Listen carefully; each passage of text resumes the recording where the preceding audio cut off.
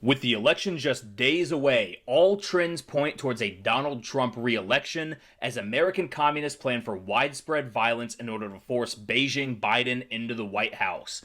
But Biden's troubles continue to mount as more information comes out about his missing son, Hunter, leaving many to question if he can't even keep his house in order, how the hell is he going to keep the White House in order? But pay no mind to the national press standing over there with a shovel in their hands. That's just the corpse of America's trust they're tossing dirt over. All this and more. But first, Never tell them who I am. Well, I came. I'm a man. 6 shooters in both my hands. I'm a cold-blooded brother, a real bad mother. Watch out, honey, here I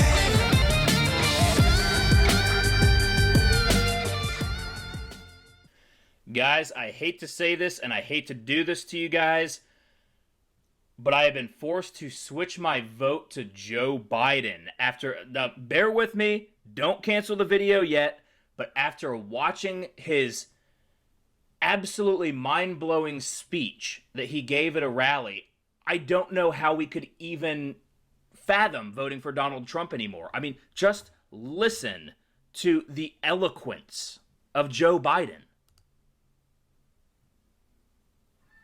I'll lead an effective strategy to mobilize true international effort to pressure. I'll lead an effective strategy to mobilize true international effort to pressure.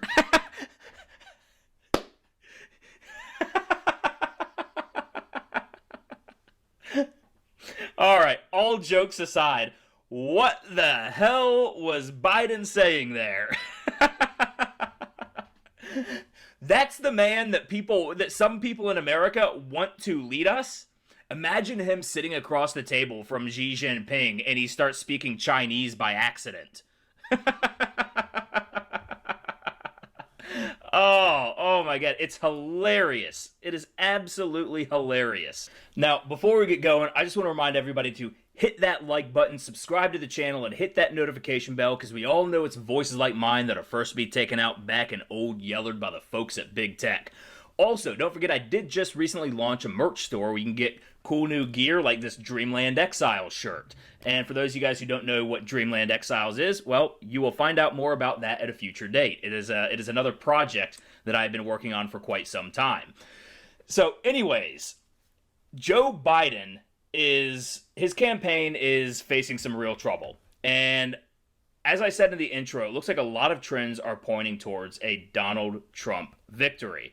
And it's going to be kind of a last-minute thing because we know what all the polls say. We know all the polls say Biden has like a 325% advantage.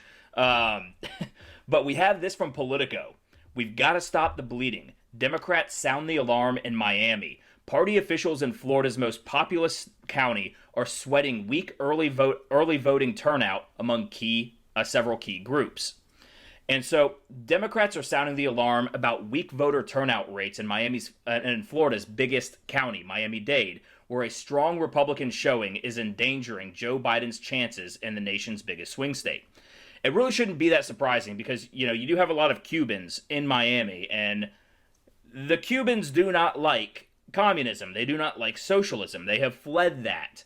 Their families have fled that. They understand the enduring hardships of that sort of political structure, and they understand that a lot of Americans, a lot of just always been Americans, don't fully understand, and they take for granted the freedoms that we have here in America and what that means for our prosperity and for our well-being. So no Democrat can win Florida without a huge turnout and big winning margins here to offset losses elsewhere in the state. But Democrats are turning out at lower rates than Republicans and at lower rates than at this point in 2016 when Hillary Clinton won by 29 percentage points here and still lost the state to Donald Trump. So Joe Biden has got to win by an incredibly large margin in Miami-Dade County to even have a shot at winning Florida. Now, Florida is 29 electoral college votes, I believe. That is a very, very big chunk. That's why Florida is always one of the most important swing states, along with Ohio, which I don't think Ohio is even a swing state anymore. That's MAGA country at this point. But we also see that it's not just the swing states that should have Biden concerned, or should have Democrats concerned about Biden, really. So from Breitbart, Joe Biden adds last-minute stop in Minnesota Friday, his busiest travel day since his nomination. I mean, honestly, I don't know. Joe Biden's barely been traveling at all. He spent most of his campaign hiding in the basement, and they've put out a number. I think it was in September. They had, I think, like 14 lid days. Maybe it was 11, something like that. Either way, a lot of days where they just pulled the plug on the campaign at 8, 9, 10 o'clock in the morning so that Joe Biden could get his sleepy time in the basement. He does not have the energy to even campaign. How is he going to have the energy to run the country? I think we all know that the answer to that is that Kamala Harris will actually be the one running the country. And we've seen that through a number of slip-ups where Joe Biden has said that he's just a transitional candidate. And he's talked about, even just recently, he said something along the lines of Kamala Harris runs everything. He goes, what, you think I'm kidding? No, we don't think he was kidding. We don't think he was kidding. I forget exactly what he said, but something along the lines of Kamala Harris really being in charge. And we also remember that one day, or in the same day, Kamala Harris gets up and says, in a Harris administration with Biden as president, and she didn't even stop to correct herself. And then that same day, Joe Biden came out and talked about a Harris-Biden administration, putting her name first. So we all know what that really means. But even Kamala Harris isn't pulling people out to her rallies. So from Breitbart here, Joe Biden is expected to have his busiest travel day since formally becoming the Democrat Party's presidential nominee, visiting 3 states, including a last-minute stop in Minnesota as Election Day draws closer. Biden's campaign added a last-minute stop to Minnesota to his schedule on Friday. According to reports, he will hold a drive-in rally in St. Paul, in addition to events in Wisconsin and Iowa. The 3 state stops will mark the busiest travel day on the campaign trail since becoming the party's nominee. And we'll see. He's probably going to have to be in bed all day Saturday, so I don't expect to hear much from Joe Biden on Saturday. Now, the Biden campaign's decision to add St. Paul to the former vice president's schedule follows recent polls showing Trump closing the gap in the decades-long blue state, which has not voted for a Republican presidential candidate in 48 years. Trump came close in 2016, losing the state by fewer than 45,000 votes. Now, what's significant about this is, why is Joe Biden having to campaign in Minnesota? As we've just read, Minnesota has voted blue, voted Democrat for 48 consecutive years, half a century. Yet, he could be in Pennsylvania or Texas, which, if we were to believe the polls, are supposedly swing states that are up for grabs and far more important for the Electoral College than Minnesota. Pennsylvania is worth 20 Electoral College votes. Texas is, I think, worth 34 or 36. I don't know. We'll see it. We'll double check that in a minute. But Minnesota is only worth 10.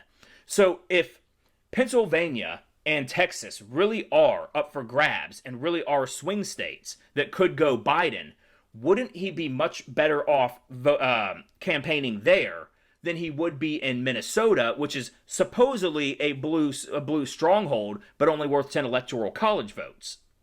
So I think it's really telling that the Biden campaign views Texas and Pennsylvania as lost already. And Pennsylvania, like I said, that's 20 Electoral College votes.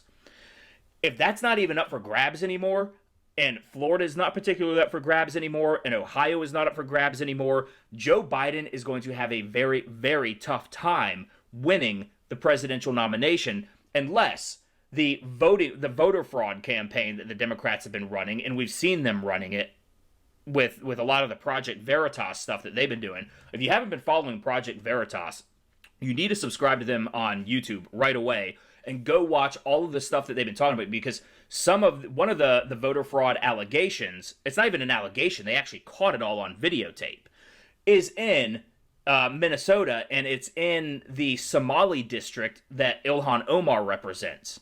And apparently there are people saying that they know that Ilhan Omar is behind a lot of ballot harvesting schemes, and that she is committing voter fraud, and that she is well aware of it.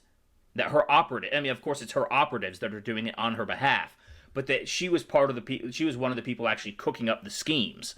So it's really going to show that it looks like the only way that Biden can win this is if the Democrats are really able to out-cheat or not out-cheat, because I think they're going to be the only ones really cheating, is to be able to cheat greater than they lose the election. And it's really, really bad stuff, what they're doing. But it's also just not looking good for Joe Biden. And that's, we can take a look here. Gateway Pundit just put out this current electoral college prediction shows that President Trump is beating Sleepy Joe Biden by more than crooked Hillary. Now, of course, Gateway Pundit is clearly a biased source of information. You can tell just by the phrasing of the headline. But we can see here. Oh, no, Texas is 38 electoral college votes. But you can see on the, and this comes from Poll Watch. So Poll Watch 2020. That's who posted this graphic. And we can see here that solid Republican. They have Texas and solid Republican. That doesn't even seem to be up for grabs anymore. Lean right is Pennsylvania, and that's 20 electoral college votes. Now, they only have Minnesota as leaning Democrat, and actually it looks like Virginia was likely Democrat and is now only leaning Democrat, which means that Trump could still win or could still steal Virginia from Joe Biden in that front. But we also see here that both Georgia and Florida, which represent 45 electoral college votes combined, are likely Republican. And those are, again, supposed to be swing states. Come on, Georgia, you're my home state. You're supposed to be better than even giving Biden swing state status on this. Do better, Georgia. But it is not looking good for the Biden campaign. And one of the things that we have to realize is that Donald Trump is amassing a following from groups of people that Republicans have never fared well with, namely the black and Hispanic or Latino vote. And we see this from Breitbart, where once it finishes loading, I will get to it. You guys all know by now I have a pretty slow computer. So polls show black support for Trump at 31%. 31. Now, it has been said, there's an old maxim, an axiom, you could say, that if Republicans get 20% of the black vote, that the Democrat stands no chance of winning. So this is 31%. And it's a daily Rasmussen poll, which admittedly Rasmussen does tend to lean more towards the Republican side, but they were also one of the few that predicted a Donald Trump victory in 2016. So whether the results lean Republican or not, it doesn't necessarily mean that they're wrong. Because in 2016, when all the polls were particularly wrong, Rasmussen was one of the very few that actually called it correctly. So the daily Rasmussen poll that tracks black support for President Donald Trump shows the president sitting at 31% as of Thursday, just 5 days before the election. And so they've been doing these daily polls here. So October 29th, morning reader data polls. If the presidential election was held today, would you vote for Donald Trump or Joe Biden? This is the national daily black voter percentage for POTUS. On Monday, 27%. Tuesday, 30%. Wednesday, 30%. Thursday, 31%.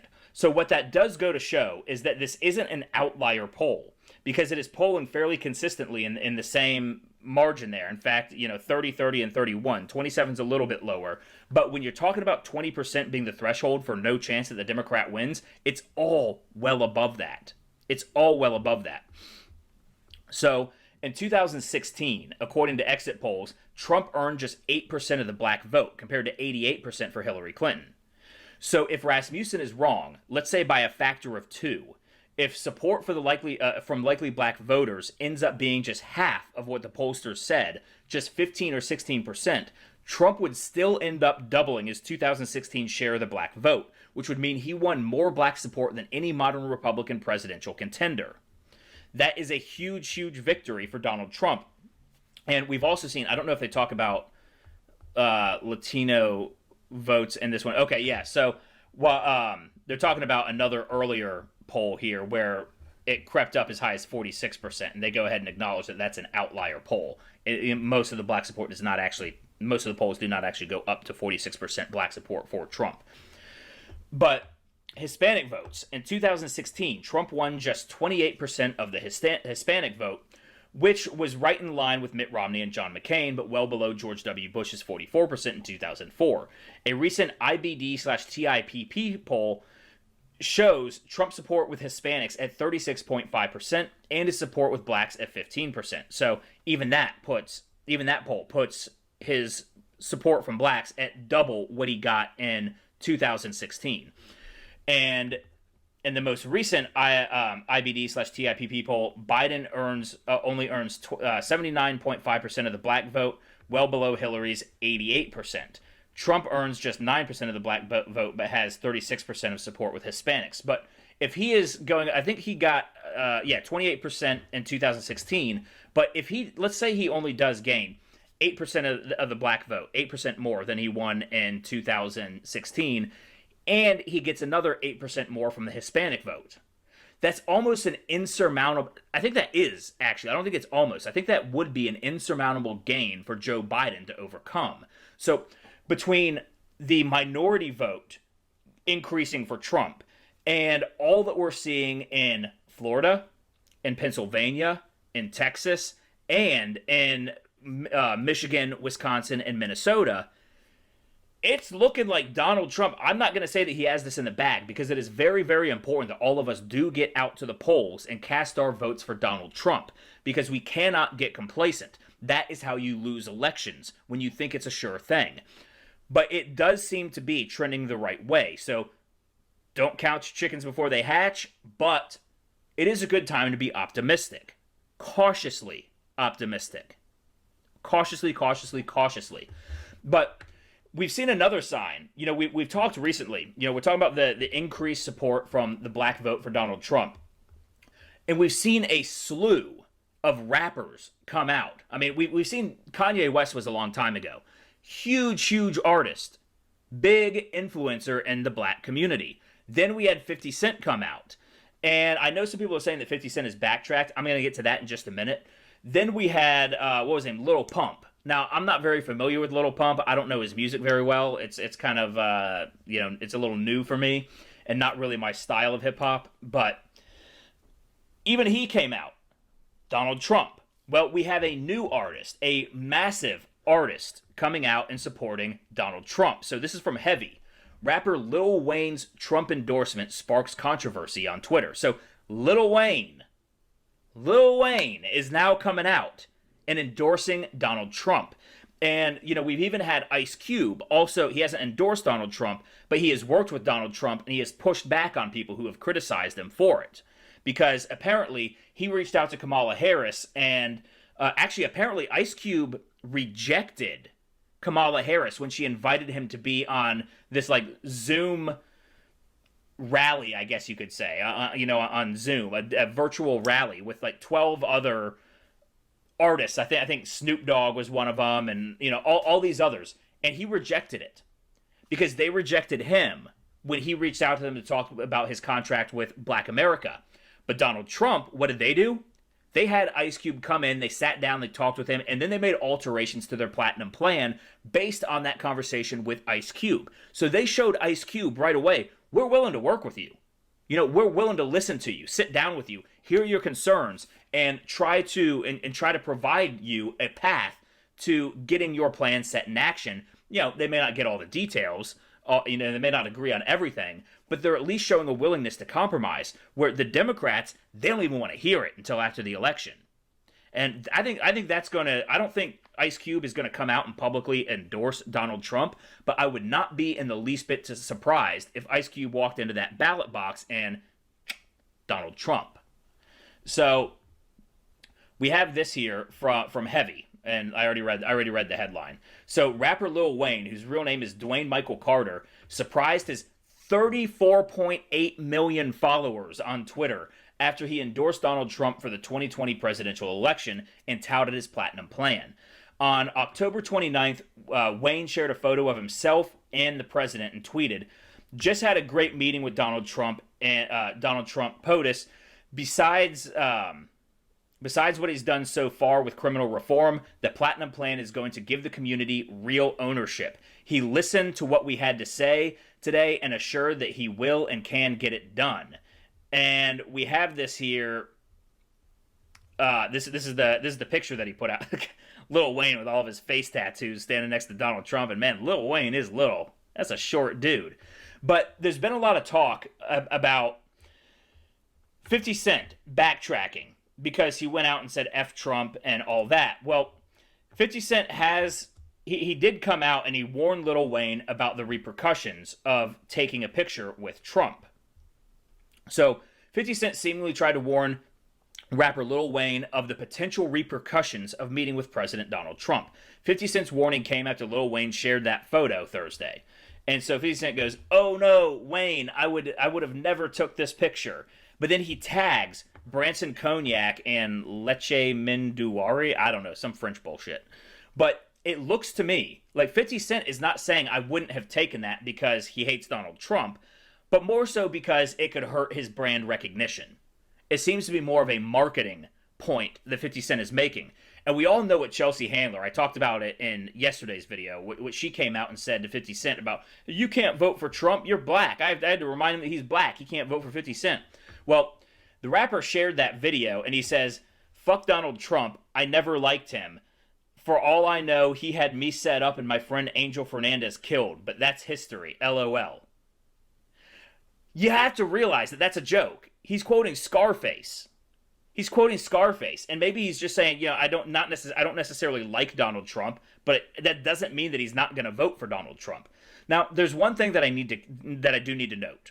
You know, it is fun and entertaining to see all these rappers come out and endorse Donald Trump, but if celebrity endorsements were what won you presidential bids, Hillary Clinton would be president right now. Let's not forget that. So let's not go and put excess value on all of these rap community endorsements for Donald Trump. While they certainly might cause some in the pop culture at large, not just in the black community, but also in pop culture at large, to sit there and say, well, what do they know that I don't? It's not going to guarantee, or you know, we can't guarantee that it's actually going to show results in the actual voting, the way people vote when they go into this. So we need to be careful about not putting too much weight behind, you know, all of these rappers endorsing Donald Trump. But let's say Trump does win. What are we looking at? I think we are looking at some of the craziest violence we have ever seen. And we have this here from The Federalist. And they say Trump resistance plans mass mobilization after Election Day to shut down the country if Biden doesn't win. Shut down DC's strategic framework for action following the 2020 election sketches out their plans for rioting and attacking American institutions and life unless and until Joe Biden is installed as president. Now, I'm going to read a good portion of this article because I think a lot of it is important for everybody to hear, so we're going to be on this one for a minute. But riot and protest instigators plan to make sure Trump leaves the White House by any means necessary after the November 3rd election, according to website posts from the group Shutdown DC and their allies. We're making plans to be in the streets before the polls even close, ready to adapt and respond to whatever comes our way, the group says. These people are, well, I don't want to get ahead of the article. So let me go ahead and read a little bit further before I give my own personal commentary here. So Trump has shown that he will stop at nothing to maintain his grip on power. First of all, would you elucidate to us how he has showed that? How he has shown that he will stop at nothing to maintain his grip on power? Of course they can't, because this is what the left does. They throw baseless accusations out, and they do it in these stilted, dramatic ways that are designed to catch people emotionally without ever triggering their logical sensors in their brain. That's what they do. So Trump will not leave office without mass mobilization and direct action. An October 13th version of the same webpage reads, Why do they say that? Donald Trump, I mean, we've had a lot of media organizations say that Donald Trump won't commit to a peaceful transfer of power, but Donald Trump says that if it's on the up and up, he will. But he worries about voter fraud and all of the dirty tricks that the Democrats are trying to pull. And when you have leftist groups who are supporting Joe Biden that are threatening to burn down the country if Biden doesn't win, it goes to show that they will stop at nothing to make sure that Trump doesn't win. So why should he trust the process, especially when you have Democrats that at the last minute here in 2020 completely changed the voting process to mail-in voting, which has zero security measures and zero secure chain of command. Or chain of custody. Sorry, chain of custody. How is he supposed to trust that if there are all kinds of questions? Now, we have had Democrats backtracking hilariously recently because they're realizing that a lot of these votes that are coming in vote by mail, people don't understand that the signatures have to match. I even had a buddy of mine that was he's a Trump guy, was saying that, he had to leave town. He had to leave. I don't want to divulge information because I don't want to give away any personal details. But he had to leave town, and he basically said, "Oh, I'll just get my girlfriend to sign my ballot and mail it in for me." And I told him, like, you can't do that. The signatures have to match. He didn't know that, and this is a Trump guy. So you think these Democrats who are just as low information as they come are going to know exactly, are going to know that, oh, your signature has to match? They might just scribble something in there because they're so used to signing credit card statements now and, stuff like that when nobody really writes their real signature. It's just squiggly lines at this point. They're going to do that, and then all of a sudden their ballot's not going to count because it's not going to match their driver's license. You also have, hilariously, we have people out here in California that are so paranoid about COVID, they're disinfecting their ballots, spraying them down, smearing them, and then those are going to get rejected. We also have people that don't understand the process, the whole thing about the naked ballots, where you have to put it in one envelope and then put it in another or something like that. I don't know. I voted today, and I voted in person because fuck mail-in balloting. I am not going to do that. It's not secure, and the Democrats should not have pushed it forward. But it is funny that we are now seeing Democrats panicking about how their mail-in balloting plan is backfiring on them, because I think the failure rate of some of these mail-in ballots for Democrats are going to be far more than they're able to cheat with the ballots. And of course, Republicans, we're all going to the polls. We're all voting in person. Oh well, that's their bed. They made it. They can lie in it. So back to this article about all of the American communists that are trying to get Joe Biden in the White House, Beijing Biden. So the group linked to protests at the homes of Trump administration officials they're linked to protests that happened at Trump administration officials' homes. Tells its DC area supporters to come to Black Lives Matter Plaza on election night to create serious disruption if Trump really tries to steal the election. There's no evidence that Trump is trying to steal the election. I think they just cannot they're so stuck in this world, and they think that everybody else is in that world with them, that they probably think that Trump's approval rate is like 5%. And it's only like cousin fucking rednecks in the South that are voting for Trump. That's probably what they think. That probably really is their mindset. They don't seem to realize it, even out here in LA. LA is becoming MAGA town. At least Beverly Hills is. I'm going to be there tomorrow. So if you're in LA and you're going to the Trump rally at Beverly Hills tomorrow, come see me. So this is what they said. In the days following the election, we'll continue to come out into the streets every day to respond to rapidly changing events. We may be waiting for votes to be counted, or we may be responding to major attacks on democracy. It sounds like they're the ones attacking democracy. They're the ones putting massive violent action out into the streets and not giving any credence or credibility to the idea that their person might lose. This is what the left does, though. They're always projecting everything. You can be guaranteed 100 times out of 100, if the left is accusing somebody of something, it's because it's what they are doing. So over the next few weeks, we'll use our spokes council process to plan actions that are flexible and can scale to respond to a lot of different scenarios.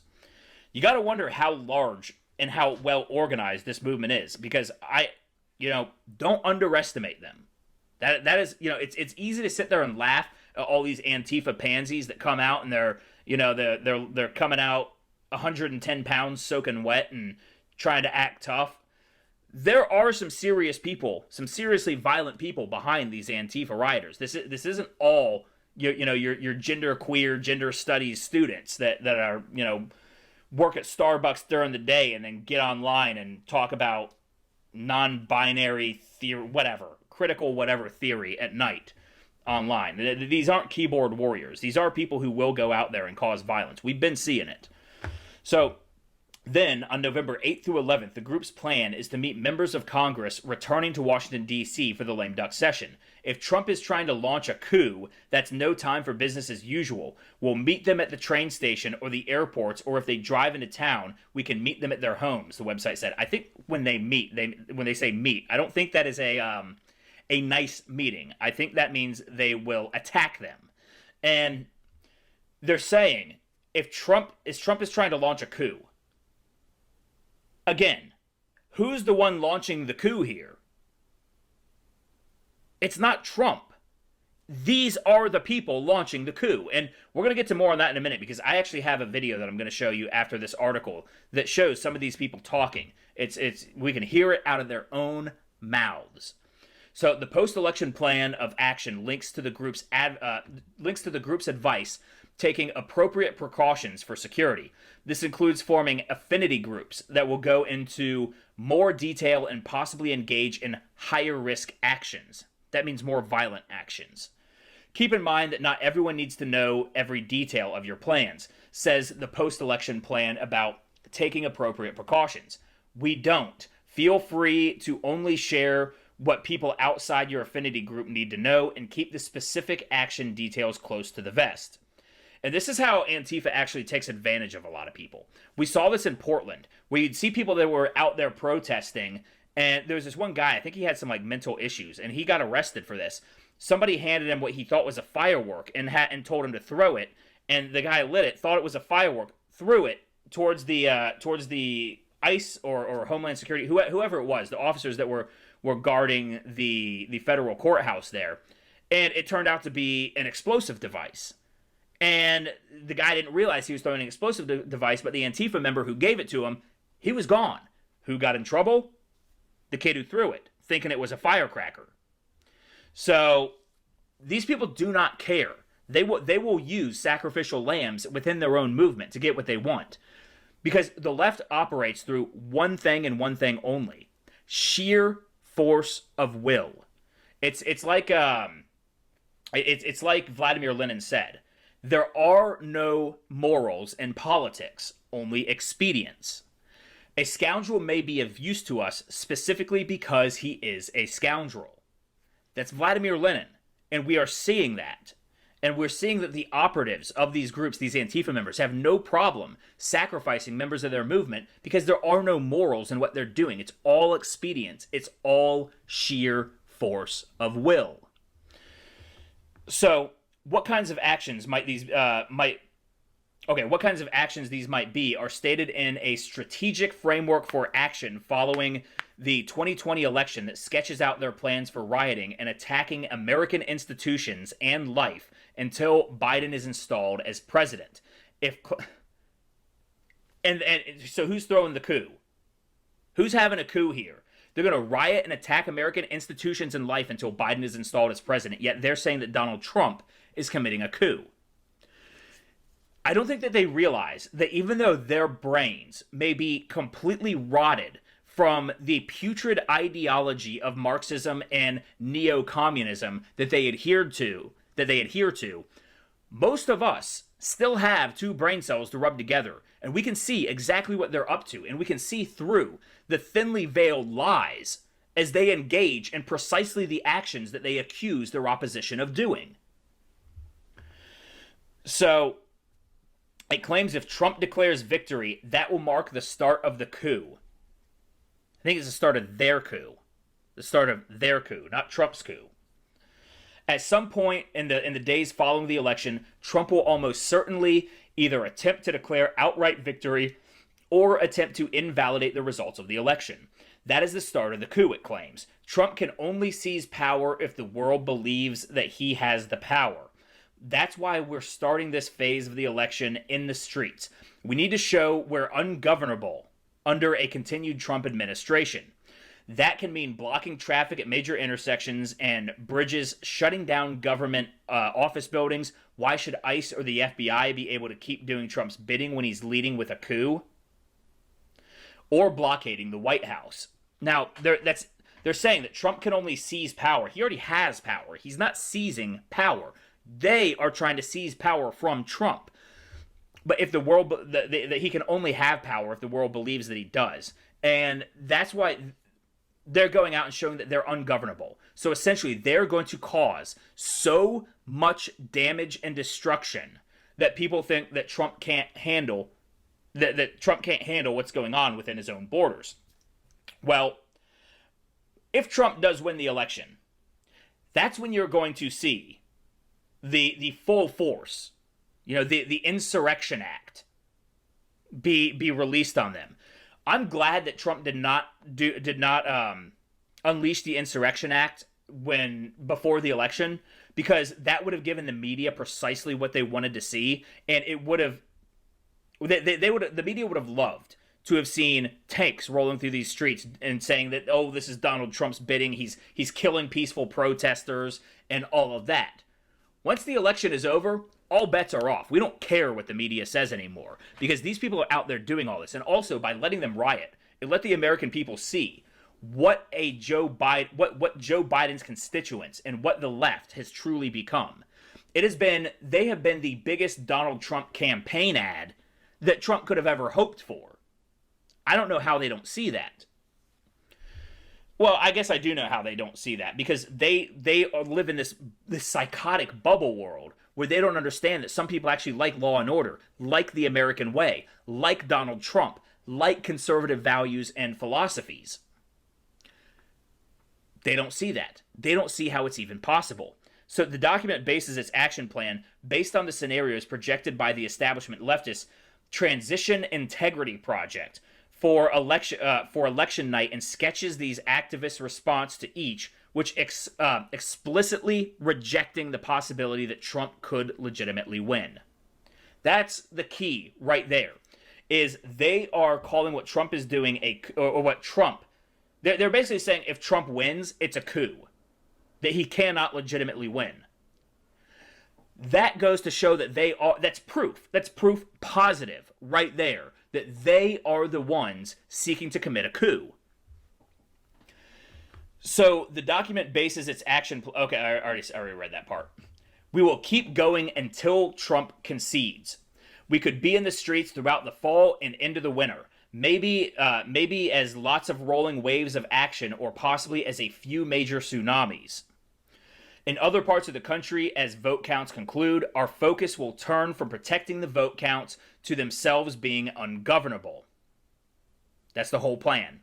It is just riots and chaos. This is Operation Mayhem from Fight Club that they're planning here. These are the Joker's insane asylum escapees. That's who they are. They just want to see the world burn. And they won't take. And if they don't get their way, they're going to make us pay for it. Well, I'm going to tell you right now. They come to my step, I'm going to make them pay for it. So, as it becomes clear that Trump's coup is failing, institutions and the elites will start to abandon him. That seems like a pipe dream. Well, hold on. No, why would I say that seems like a pipe dream? Institutions and the elites have already abandoned him. They hate him. They're the ones that are donating massive contributions to Joe Biden. Corporate America does not like Donald Trump because he's a threat to the establishment. They are part of the establishment. What we have in our economic system right now between corporate America and the Democrat establishment is sort of a proto-fascist economy, where the economy serves the state interests. Yeah, I'm not saying that they are fascists, but economically, it is a fascistic principle where you have it's almost like private ownership, but state control. So all of the private businesses work in concert to serve the agenda of the political establishment. And that's precisely what we've seen with corporate America and the Democrats. I mean, come June, can you buy a single product without having it being Rainbow Pride Month? You know, I made a joke in one of my original Revved Up videos where, after George Floyd, you couldn't even buy a pack of Gushers without getting squirted with a virtue signal because they have Black Lives Matter on their packaging.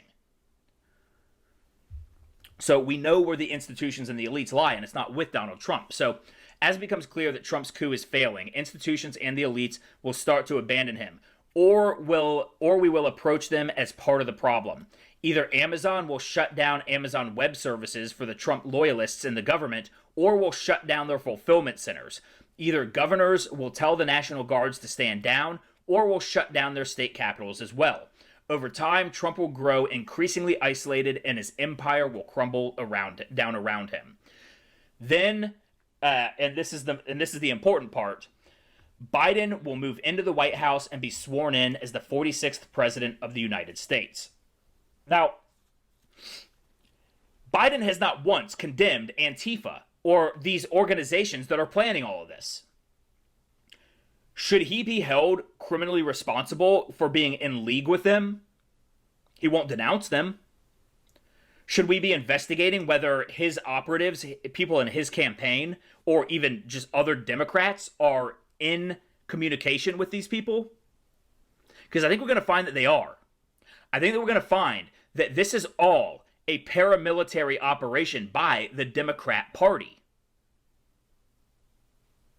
And if so, treason, execution, quick and speedy and public. That's what I would want. But, so, we can see that they are going to raise as much hell as they possibly can on America in order to get their way. But we as Americans will not kowtow to them. No, we will meet them. And we will stop them. We will squash them. And we will send them packing and get them out of this country. Or they'll die trying to take over. But we have this video here, and this is from Millie Weaver. And this is important here. Our undercover inside the Sunrise Movement was able to obtain exclusive video footage inside Zoom chats where Shutdown DC, BLM, and other leftist organizations are coordinating a multi-level coup action exercise utilizing insider help from Democrat Party members as well as federal employees and intelligence contractors. I'm a management and programs analyst. I work in the national security community. I spent 3.5 years as a contractor at DHS HQ. If you read the mainstream press, like they all have Signal accounts, text them, leak everything you can. The journalists I've dealt with have been super ethical in ways to shield me to be the source of the leaks. Groups on the outside being able to show solidarity with federal workers. Making sure that we're naming what is happening as a coup. Totally agreed in the Shutdown DC conversations that I've been having, and that's not on the federal side. We also are often saying that we call it a coup. They plan to shut down Washington, D.C. and other major U.S. cities starting November 4th until Inauguration Day. Do we have any plans for how to respond if there's a coup? Come to BLM Plaza anytime after 4 p.m. on election night. On the 5th, we're going to shut down the White House. Map the White House and know every access point so we know we can blockade it. On the 6th, we're going to shut down larger parts of Washington, D.C. We've been working on a target map and a framework for scenario. So where are all the police stations? Where are all the key government buildings? Who are the Trump boosters? Members of Congress that are coming in, we're going to meet them at the airports or at Union Station and send them back to where they came from until we deal with the situation that we're in. We are going to be in a crisis, but we want it to be one that we are creating. Whoever's got the guns can win. Let's take over the buildings. If there are people that are willing to do that, we should support them. Get ready to shut your city down on the 4th or the 5th. Regardless of who wins, the left plans to take over. Now that's some pretty scary stuff right there, because we can see that they have Democrat operatives involved in this. They have government officials, people who were contractors with Homeland Security involved in this. This is a very highly organized attack on America that they are planning. And you hear them talking about, call it a coup, because they're going to call it Donald Trump's coup, when it is quite clearly their coup. They are the ones clearly committing the coup. They're talking about taking over buildings, institutions. Everybody in this video, outside of Millie Weaver, of course, need to be arrested, and they need to be charged with sedition, because this is organizing to overthrow the government, to overthrow the duly elected president. And you hear them saying, we want the nation in crisis, but we want it to be a crisis that we create. Now we have this here also from the Daily Mail. Oh, their advertisements are quite annoying. Beverly Hills Police Department issues dire warning to retailers in the posh town to board up their windows, and Rodeo Drive will be shut down before the election night, fearing rioting and chaos if Donald Trump wins. So Beverly Hills business owners have been told to board up their windows by the local police department as officials expect rioting throughout Los Angeles following the presidential election results, according to a text message obtained by DailyMail.com. The BHPD sent out a mass text to all business owners in the area on Friday, strongly suggesting that all buildings on Rodeo Drive board up store windows by 11 p.m. on Monday, November 2nd. The department also informed owners that the famed street would be completely shut down by 12 a.m. Monday, with, I think that's 12 a.m. Tuesday, because that's technically the next day, with no cars or pedestrians allowed to pass through. I live here in LA, and yeah, I'm anticipating riots. I am anticipating it, and I don't know how I'm going to go into work the next day, and it's, I don't want to, certain things I would like to say here that I can't, just because I don't want to give away any personal information that could make me a target, but it is going to be very, very rough. And I've already talked about the polls and how all of the movement towards Donald Trump looking like he is in favor to win the election here, which, pray to God that he does. We can handle these rioters. We can deal with them. But there's more. There's more coming out. The Hunter Biden deal is also continuing to drop out new information that is extremely damaging to Joe Biden and is going to seriously damage his re-election bid. Now, all right, so I guess I got to reload this page here because Gateway Pundit, their ads are just insane. I mean, it's ads all over the place. I like getting information from them. They're usually, they can be a little off sometimes, but the site itself, the layout, same with Daily Mail, theirs is awful too. Just all of the ads that come out.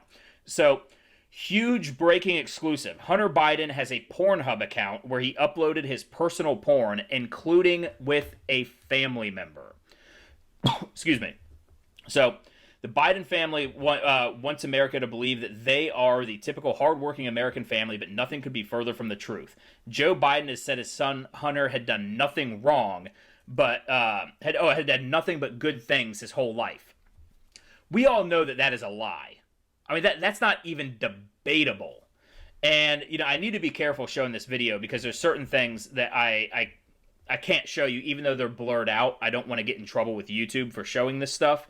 But on Thursday, Joe Biden on Thursday defended his son Hunter, saying that he was a good guy. He was done nothing but good things his whole life, even after he was made to pay child support to a stripper he impregnated out of wedlock. Last month, Hunter agreed to pay child support to an Arkansas woman, London Roberts, who was a stripper at a Washington, D.C. club that he frequented. And, Joe Biden, I guess there's two illegitimate grandchildren in the Biden family, and Hunter and Joe Biden won't even count them.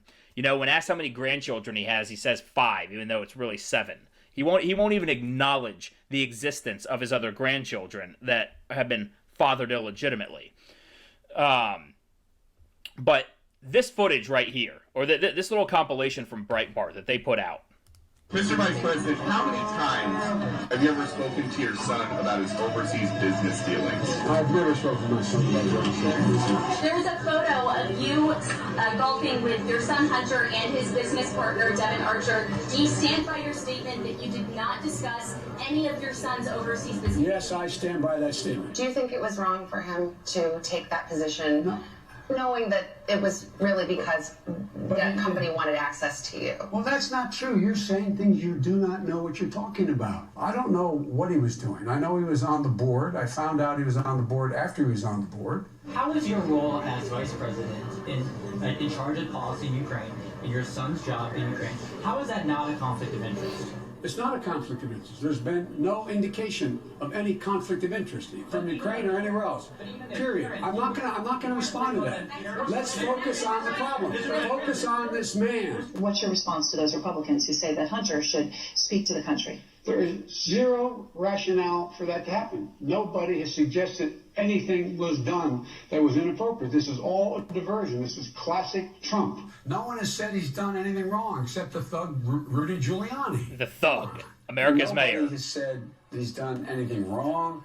This is a guy who has done nothing but good things his whole life. My son. What is your response to the New York Post story about your son, sir? I know you'd ask it. I have no response. It's not a smear campaign. Right up your alley. He didn't have a job until you became vice president. And once you became vice president, he made a fortune in Ukraine, in China, in Moscow, That is simply and various not other places. true. That What is did he do with Burisma to of that deserve is true. $183,000? That doesn't pass the smell test. Like, when you're vice president, isn't there a higher standard? Don't you need to know what's happening with your family? Don't you need to put down some guardrails? Unless there was something that was, there was something on his face that was wrong. There's nothing on his face that was wrong. This is all going to bite Joe Biden in the ass, especially when we see some other reports. He knows that Hunter Biden has done plenty wrong, and he's saying that Joe Biden has never done anything but good things in his life. But we also see from this other article from the Gateway Pundit about, looks like I gotta reload this one. They had that ad that you can't close pop up. Come on, Gateway Pundit, get your game right, because this stuff is annoying. I'm trying to cover you, Gateway Pundit, but you're messing with me here. So let's let it reload here because my computer, like I said, is slow. So, breaking exclusive. Text messages show VP Biden and his wife colluded to suppress Hunter's actions with a certain minor. So, Hunter Biden has a Pornhub account where he has personally made videos and pictures of himself engaged in disgusting activities with family members. Yet, according to Joe Biden, Hunter Biden has done nothing but good things in his life. And we have this here, showing that he knows that Hunter Biden has done some pretty lurid things in his life. And of course, he also knows, we've seen the text messages between him and Joe when Hunter was in rehab. We know that Hunter is a absolute mess. And it's likely Joe's fault that Hunter is such a mess. I would be willing to bet that Joe Biden has done some pretty abusive things to Hunter, and that Hunter had a pretty bad childhood with Joe Biden as his father, and he couldn't handle it, and that's where he went off the deep end. Now, I'm not going to go so far as to say that Hunter Biden is just an absolute victim, because at the end of the day, every person has their own agency, but I will say that I think it's likely that Hunter Biden has been victimized by his father. I mean, let's just put it this way. Hunter Biden, despite all of his problems, Joe Biden, despite all of Hunter's problems, made Hunter his bag man for these foreign deals, put his crack-addicted, sex-addicted son in these compromising positions to enrich himself, made him pay 50% of everything Hunter earned, because Hunter is the bag man. And this was all supposed to be Beau Biden. Beau Biden was supposed to take over the Biden crime family. But we got Fredo here instead. Fredo instead comes along. Beau Biden dies in 2015 of brain cancer, and Joe Biden has Hunter take the reins, despite the fact that Hunter is clearly not able to hold it together under, everything that Joe Biden is asking him to do. So Joe Biden is a piece of shit father for putting Hunter through all this, despite the fact that Hunter Biden is a mess and very bad in and of his own right. And again, not trying to get rid of responsibility for Hunter Biden, because he should be absolutely responsible for all of his actions, especially when we're talking about issues that involve underage children. So let's see, and that's what this is going to revolve around. And Joe Biden knew about it. Joe Biden knew what was going on. So let's take a look at these text messages here. If Gateway Pundit will stop throwing ads in my face. So we have, let's see, Hunter Biden sent the following text to a family friend where he shares that someone is accusing him of being sexually inappropriate around her daughter. This is why Hunter claims he is not allowed to be alone with that person. Now, they block out who it is. We're all pretty sure that this is Hallie or Haley, however you say it. I think it's Hallie, which was Beau Biden's wife, the one that Hunter Biden slept with after Beau Biden died. So, tell people I'm sexually inappropriate with her daughter. This is all blanked out, and I guess the sentence ends with, tell people I'm sexually inappropriate with her daughter. If anyone one of you ever repeat that again, I swear to God, you might as well put the gun to my head yourself, because blank if all those tabloids who live to dick with me anyway were to repeat a rumor, blank came from blank. That's why I can't come home. I will not survive that. No one could survive that. She is stupid, and she is reckless, and she is evil. We think he's talking about Haley here, or Hallie, however you say it. And if you can't get her to see her own self-interest in never saying that again as a reason I'm not allowed to be alone with the daughter. So, in another text message from Hunter to a family friend, Hunter shares that his mother, Jill Biden, propagates the claims that Hunter is sexually inappropriate around the children, and VP Joe Biden is aware as well. So, he says, wouldn't they believe exactly what blank tells them, or my mom tells him? Jill Biden knows about this. Or my mom tells him things like I'm sexually inappropriate with the children. So tell me, please, how do I keep my kids without killing myself in the process? So Hunter Biden's mom knows that Hunter is sexually inappropriate with these kids, and she's repeating it, which likely true if his own mom is repeating it. So in a text message sent from Hunter Biden to his uncle Jim Biden, former Vice President Joe Biden's brother, Uncle Jim shares that both he and former VP Joe Biden are upset with accusations of impropriety, but they don't believe them.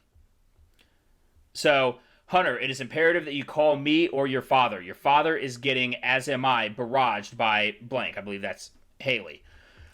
He has not responded. I have not responded. We both agree with you and trust you. She is spreading what you told me, and I believe you are lies. Once again, we both need your side of the story so we can both shove it down her fucking throat. Implore you to call. Please, we are on your side. I believe you. This is nothing short of character assassination. So both Jim and Joe Biden know that there are allegations against Hunter about impropriety with a child, and they did nothing to protect the child. They protected Hunter.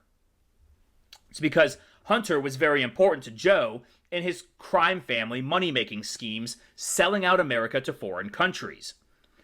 So, let's see, there's this other one. In an email to colleague and fellow board member on Burisma, the now felon Devin Archer, Hunter explains how he is not allowed to be around a certain person without his father. So, all right, we've already seen all this stuff. But the key point here is that Joe Biden knows about all of this. Joe Biden knows about it, but he is ignoring it. And the media, speaking of ignoring it, the media is doing everything they can to bury it. We had NBC just yesterday put out this article that all the lefties are spreading around social media to try to discredit the whole Biden laptop scandal.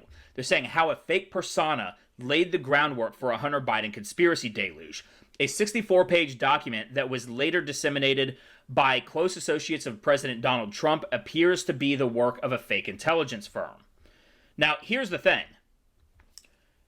Nobody knows. They're talking about a 64-page document. We don't know what 64-page document they're referencing because that has nothing to do with the Hunter Biden laptop. They're trying to conflate the two, and they're hoping that their audience, who they keep in the dark, are dumb enough to buy the fact that this 64-page document that we don't even know what they're talking about is the laptop. But it's not. It's not at all. So they say here, 1 month before a purported leak of files from Hunter Biden's laptop, a fake intelligence document about him went viral on the right-wing internet, asserting an elaborate conspiracy theory involving former Vice President Joe Biden's son and business in China. So they're saying here, a purported leak of files from his laptop and a fake intelligence document. They're not one and the same. We've never even heard of this fake intelligence document. So all this information that's coming out about Hunter Biden now is based off of Hunter Biden's own files. And so we don't, I was going to read all this, but we don't really need to. Not because we understand that they're not even talking about the same thing. They're just expecting their audience to not recognize that. But we have here from the Daily Caller. So once it loads, all the laptop, the laptop files. So New York Post's smoking gun Hunter Biden email is 100% authentic, forensic analysis concludes. So an email Hunter Biden received in April 2015 from a Burisma executive discussing an introduction to then Vice President Joe Biden, which lies at the heart of the New York Post investigation, is unquestionably authentic, a cybersecurity expert told the Daily Caller News Foundation on Thursday. The DCNF obtained a full copy of Hunter Biden's alleged laptop from former New York Mayor Rudy Giuliani on Wednesday. The DCNF provided Robert Graham, the co-founder of the cybersecurity firm apparatus Security, with a copy of the email and its metadata for forensic analysis. Graham, who has been cited as a cybersecurity expert in the Washington Post, the Associated Press, Wired, and Engadget, and other news and technology outlets, told the DCNF that he used a cryptographic signature found in the email's metadata to validate that Vadim Pozharsky, an advisor to Burisma's board of directors, emailed Hunter Biden on April 17, 2015. So they confirmed that email was real, and Graham used the DKIM signature within the email to verify a private key on Google servers that the sender, recipient, subject, date, and body of the message that the DCNF, Daily Caller News Foundation, obtained from Giuliani were unchanged from when the email was originally sent in April 2015. Graham said that the only way the email could have been faked is if someone hacked into Google servers, found the private key, and used it to reverse engineer the email's DKIM signature. That does not seem likely. That seems like it would take an incredible amount to hack into Google's servers and do that. Doesn't seem possible. And now I know what you're probably thinking. Well, this is just that one email. But it's validating that it comes from, that the laptop that it comes from actually is Hunter Biden's, which in turn validates everything else on that laptop. But the media, they don't care. They don't care. They will not report on this story. They will obscure, they will obfuscate this story as much as they can. So we have Politico here saying that MAGA scrambles to repair the Hunter Biden narrative. Instead of publishing more salacious allegations, conservative media have been more focused on covering alleged suppression of the story. That's not really true, because the salacious allegations have come out. There are likely more. But the ones that we have are as damning as they need to be. As damning as they need to be in order for us to know that Joe Biden should not be anywhere near the White House. Hell, he probably shouldn't be anywhere near his own family, the way that he's treated Hunter Biden, and the way that he's taken an addicted, drug addicted man, and instead of helping him and sending him to rehab, has pushed him into this world of lots of money. What do you think happens when you give a crack addict millions of dollars? They do a lot of fucking crack. Good job, Joe Biden, Father of the Year. So this article says, weeks ago, when Rudy Giuliani first threw the contents of Hunter Biden's alleged laptop online, he promised a trove of even more damning information 10 days before the election. Yet, with less than a week to go, Giuliani, President Donald Trump's personal lawyer, is still moving down the conservative media food chain looking for takers.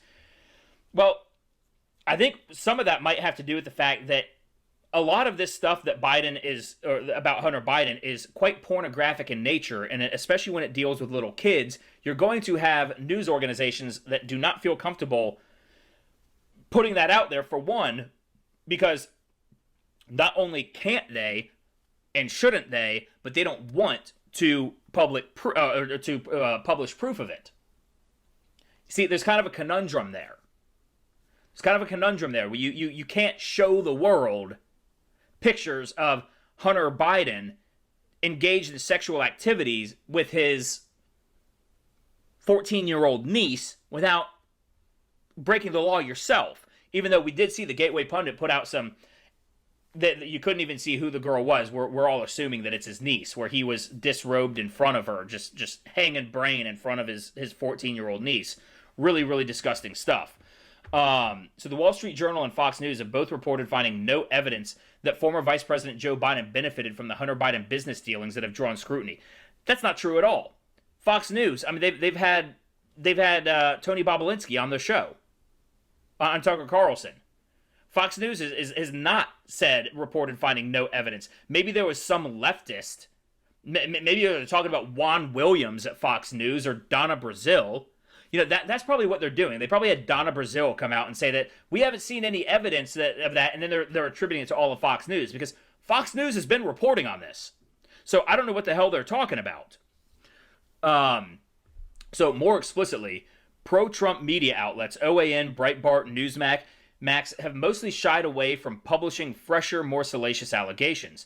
And conservative talking heads, pundits, politicians, and loud MAGA Twitter personalities alike have been more focused on the meta-narrative around the laptop, arguing that mainstream media, social media companies, and the deep state are conspiring to prevent President Donald Trump's reelection by suppressing the story. That's because that is a major, major story. When you have suppression based along partisan lines like this at an election, when you have an entire industry of both those who produce the news and those who disseminate the news through social media, all colluding to suppress the story, that in and of itself is a major story. These people here at Politico just don't want the light that light drawn on them, flashed on them.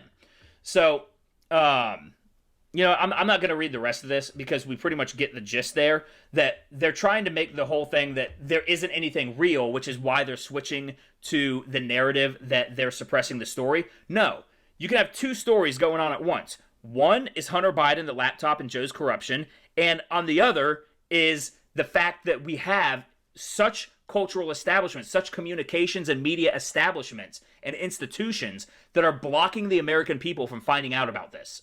Those are both stories, and we're going to hit you with both of them. Just because we're covering one doesn't mean that we're not covering the other. And so we even have here, the Biden whistleblower calls out media for corruption silence. History will not judge kindly. And this is Tony Bobulinski.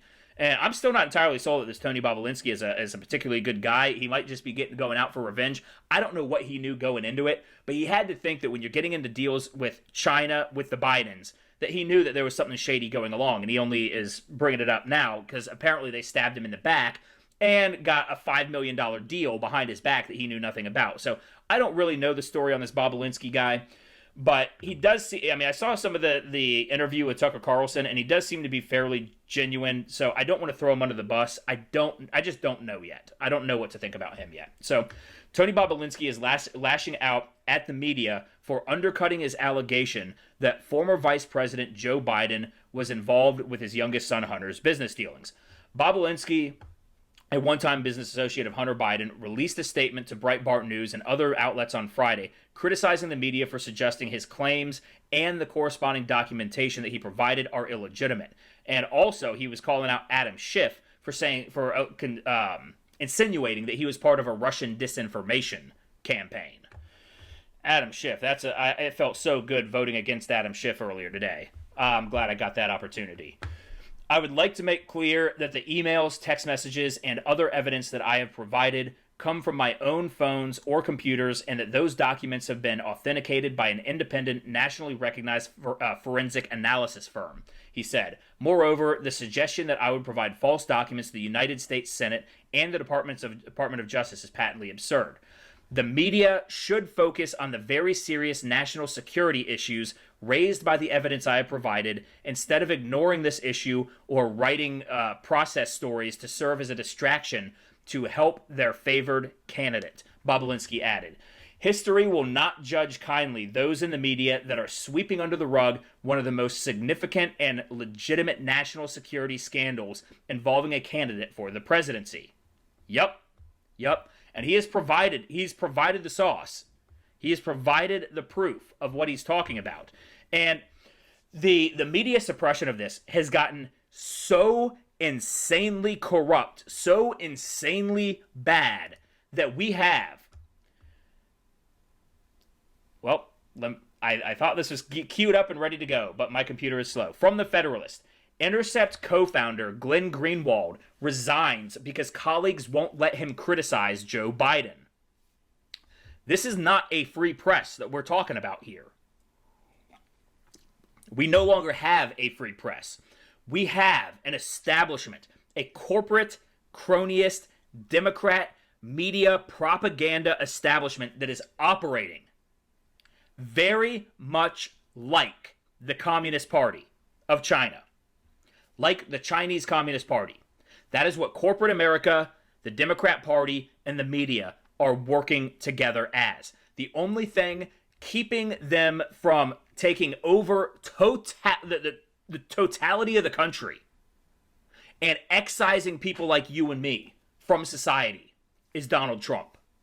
If Biden wins, that's it for us. That's it. We will become China. We'll become China's little brother is what we will become. In fact, probably little sister. So, the Intercept co-founder Glenn Greenwald announced his resignation from the online publication Thursday after editors reportedly refused to allow Greenwald to raise questions about recent scandals plaguing Democrat presidential nominee Joe Biden. Now, Glenn Greenwald is not a pro-Trump guy. In fact, he's kind of a TDS guy. I think he will give Trump credit when he does something right. But The Intercept, by and large, is obviously a TDS site, and he's a co-founder of it. He is not a pro-Trump guy. He is a fairly far left. I think he's kind of that borderline liberal leftist. So, The Intercept's editors, in violation of my contractual right of editorial freedom, censored an article I wrote this week, refusing to publish it unless I remove all sections critical of Democrat presidential candidate Joe Biden. Wow. The candidate vehemently supported by all New York-based Intercept editors involved in this effort at suppression. Greenwald wrote in a column on Substack. The censored article, based on recently revealed emails and witness testimony, raised critical questions about Biden's conduct. So Glenn Greenwald at least has the decency to, to be honest. You know, he might not like Donald Trump. He might be on the left. He probably supported Joe Biden before all of this, but he is at least honest enough to say, hold on, we need to see what's going on with this. Greenwald added that Intercept editors went as far as to refuse Greenwald the freedom to publish the content with any other publication, which he was contractually allowed to do. That was in his contract. They also, he says, declined to offer his refute his claims with an article of their own challenging Greenwald's assertions and letting the readers decide. That's because, of course, they were going to lose. Because they knew they couldn't. The story is there. It's right in front of our eyes. It's been validated in so many different directions. I can't even keep track of all the ways that the Hunter Biden laptop story has been verified. So, but modern media outlets do not air dissent. They quash it, Greenwald wrote. So censorship of my article, rather than engagement with it, was the path these Biden-supporting editors chose. This is corruption in the media. Outright corruption. And we have another article from The Federalist here. I'm gonna wrap up here in just a minute. The Hunter Biden scandal has exposed the corporate press's corruption and condescension. It's hard to read Ann Applebaum's recent article on the Hunter Biden scandal at The Atlantic without guffawing at the outlandishness of her argument, which is that the whole thing amounts to a shadowy psyop that's too complicated to understand. A miasma conjured up by the unreliable Fox News characters trying to create a foggy world in which misdeeds might have taken place and in which corruption might have happened. You see how they're framing this? Because we have the proof. We know it happened. We know that the misdeeds took place. We know that the corruption did happen. And it cost us. Applebaum's approach is emblematic of the mainstream media's collective refusal to cover the Hunter Biden story. She spends zero time discussing the actual facts that have come to light through the reporting of the New York Post and a handful of other news outlets, and instead opens her essay with a lengthy anecdote about herself that serves as an ad hominem attack on a reporter she dislikes. Excuse me, so I felt that one coming on.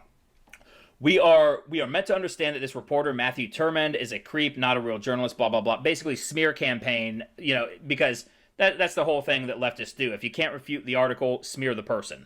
So the idea is to disparage the source of the information rather than grapple with what the information reveals. This, of course, has been the media's posture towards the Post's reporting from the outset. Pay no mind to the laptop or the emails, uniformly referred to as documents of questionable provenance, because it all came from Rudy Giuliani and Steve Bannon, and they aren't trustworthy. Real journalists, you see, only investigate and report on information that's verified and trustworthy. Like the Steele dossier. Exactly. And the Steele dossier is the biggest mirror that you can hold up to the press and to reveal their corruption. To reveal, it's not just bias at this point. This is outright corruption. That they took the Steele dossier, which actually was entirely unverified. In fact, it just came out that a lot of the stuff in the Steele dossier came from this alcoholic Russian woman who was just making stuff up to, what's his name, Igor Danchenko, who then, in turn, gave the information to Christopher Steele. Hence, Applebaum makes no mention of Tony Bobulinski, Hunter's former business partner, who came forward last week claiming that he met with Joe Biden about China, that Biden is indeed the big guy, referenced in an email about a proposed equity split in a deal with CEFC China Energy, a Shanghai-based conglomerate. She makes no mention of the text messages between Bobulinski and James Gilliar, another Hunter associate, that clearly show the deal was an influence peddling scheme that relied on the Biden name. She makes no mention of a recent Senate report detailing millions in payments from CEFC to a company controlled by Hunter and James Biden, Joe's brother. All of this, writes Applebaum, is just noise. Smart people who live outside the Fox News bubble do not need to learn any of this stuff. It's all just vague conspiracy theory meant to rile up the unwashed rubes. Pay it no mind. And as Matt Taibbi noted last week, the dogged refusal of the mainstream press to cover the story together with Twitter and Facebook's decision to block access to the Post reporting might prove to be a bigger scandal than whatever Hunter and his dad were up to in China. Now, I think the two scandals are actually about on par in terms of how bad they are. Information about the Biden scandal has been so politicized, writes Taibbi, that American audiences can hardly look up anything about Hunter and China without running into thickets of propagandistic contextualizing, fact checks and explainers, and op-eds that keep readers away from what substantive reporting does exist, lest they come to their own conclusions about Biden family business. What is that, Mika Brzezinski, where she was talking about Donald Trump and she said he thinks he can control the narrative. That's our job. That's what the media thinks of themselves. These people are corrupt. They're not journalists. These are not journalists. These are propagandistic mouthpieces. They're political agents. These are political agents at our press today. Our media is run by political agents, not reporters. But suppression and distraction can only go so far, even when big media and big tech join forces. The longer the Hunter Biden story is out there, the more one can see a kind of psychosis developing in the American press. After weeks of insinuating, without evidence, that the Hunter Biden emails are just Russian disinformation and therefore not worthy of serious coverage, the media circulated a Reuters report on Monday that Russian President Vladimir Putin said there is nothing criminal about Hunter Biden's business deals. Apparently, if it comes straight from Putin's mouth, it can't be disinformation, right? They called this entire thing Russian disinformation. They said this was a Russian disinformation campaign. And then when Putin come out and says Biden did nothing wrong, they say, see, Putin says it's not. Wait, what? There is no honesty. There is no good faith in the way that these people operate. That's why I'm hoping that these people get taken down. There's got to be crimes committed here. There's got to be crimes committed. Because whatever they're doing, it is not legal. It can't be. Maybe it is. I don't know. Maybe it is legal, and that's just a weakness of freedom. But we got to come up with some way to keep these people in check. And I think it starts with social media and making sure that they cannot censor right-wing media and that they cannot downgrade it, that they cannot suppress it. It's going to come down to algorithms. So, anyways, guys, that's the video today. If you liked it, please go ahead and hit that thumbs up button. Subscribe to the channel if you haven't already, and hit that notification bell, because we all know it's voices like mine that'll first be taken out back and old yellered by big tech. Now, if YouTube does happen to old yeller me, you can also find me on BitChute and Rumble. Also, just look me up at Ram Thorburn. And if you'd like to contribute to the channel, there are links to my Subscribestar, Patreon, and PayPal down in the description below. Thank you guys very much for watching. And as always, rev your engines, ride hard, and fight like hell. Let me tell 'em who I